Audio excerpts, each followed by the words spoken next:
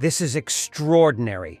Russian Z-blogger Roman Alekin explains the locals of 4 districts of Kursk region that if they don't evacuate on time, the Russian army will destroy them. Russians threatening to turn Russia into ruins.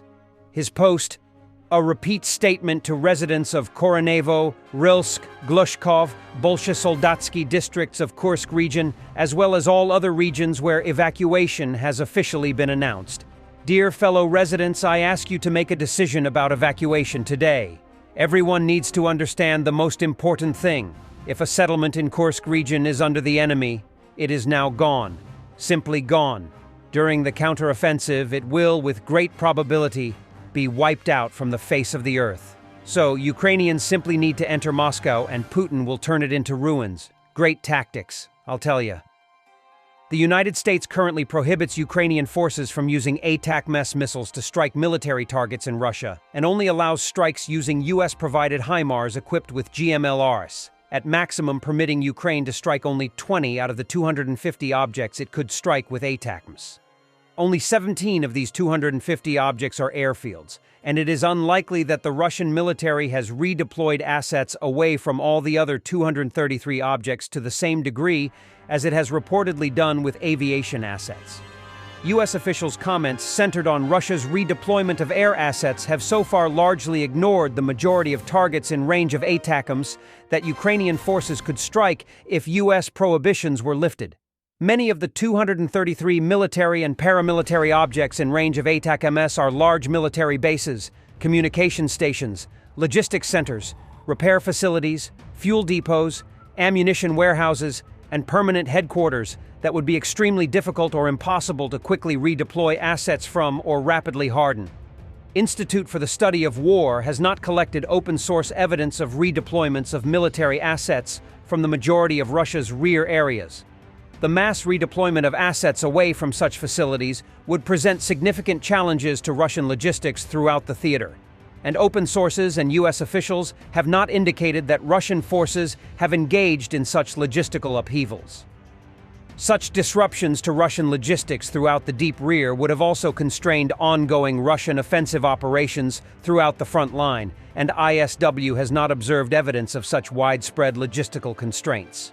The 233 Russian military and paramilitary objects within ranges of ATACMS missiles that are not airfields support Russian command and control, C2, intelligence, reconnaissance, logistical and repair support for Russian forces fighting in Ukraine and in Kursk Oblast, and the assessment that there is no utility in granting Ukraine the ability to use ATACMS in Russia on the basis of limited redeployments of air assets from some airfields ignores these facilities.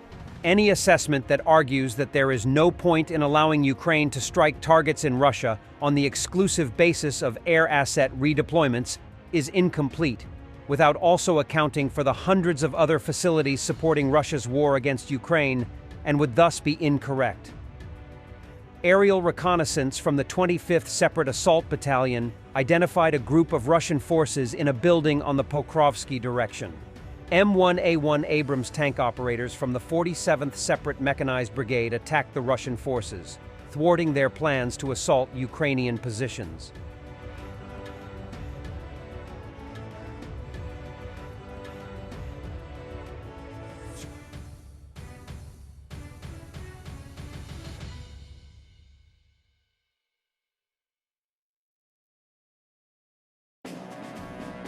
And more about the arrest of the owner of Telegram, Pavel Durov. As we know, the founder of Russia's largest social media and messenger companies was arrested flying into Paris. Notice this. Russian military correspondents are going crazy that more than half of Russian battle plans are via Telegram. The top Russian propagandist said anyone who has written private conversations on Telegram should delete them now and not do it again, as Durov was arrested to give the French government the keys, and Durov will give them the keys. Durov flew to Baku, Azerbaijan on August 19th. Despite much public anticipation while being in the same city, Putin refused to meet Durov.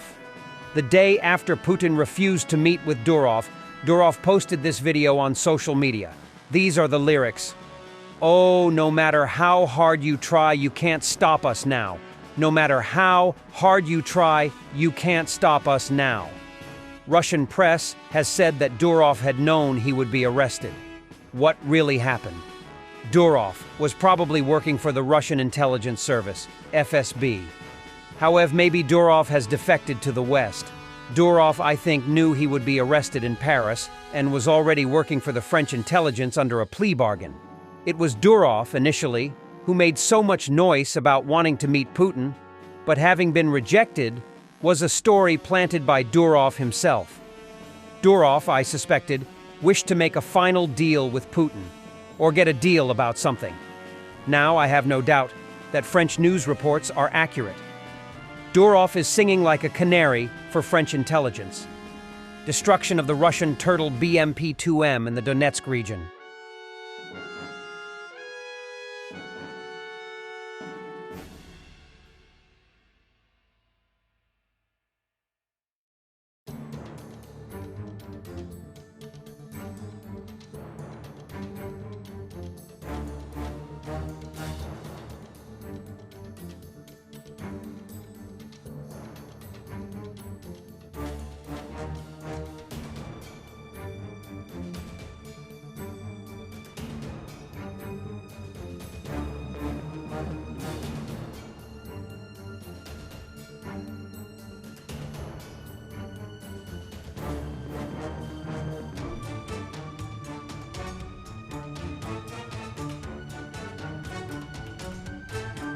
And for the end, something spectacular.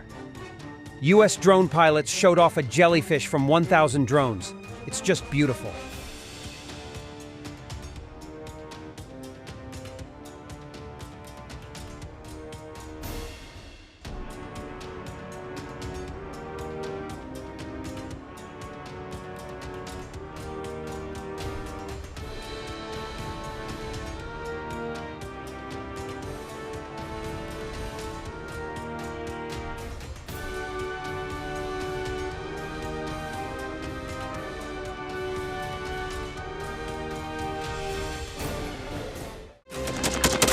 Thanks for watching, and don't forget to subscribe.